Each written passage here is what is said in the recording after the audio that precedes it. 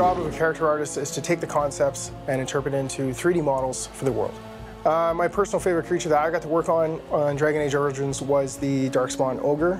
We tried to make the ogre so terrifying in his appearance that the player wouldn't believe that he could actually beat it in combat. I was really looking forward to it. The concept was very unique, and it was a bit of a challenge to actually bring it into the 3D environment with the different elements. It might seem like a strange thing to say when working on a fantasy game, but realism is a very important part of this process.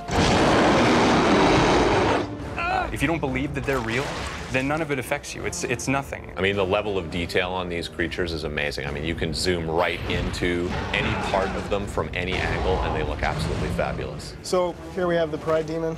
It's one of the largest creatures in the game. From this concept, we'll make a 3D concept out of it.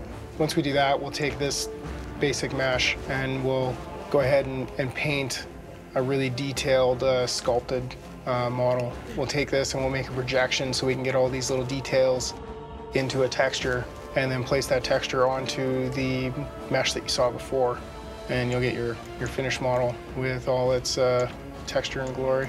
Making a creature scary is more than just making it big. It's really the way the creature moves that indicates its strength, its mass, and its bulk.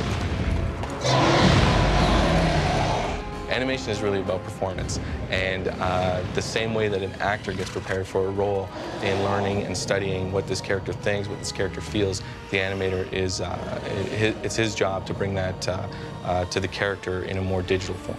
The great thing about working on Dragon Age is that the animators have the ability to start bringing not only humanoid characters to life, but also larger characters, more interesting, dynamic characters like dragons and ogres and the undead. So this is what the ogre puppet looks like once the rigging and the modelers have finished working with it, and now the animators can take it and start making it move.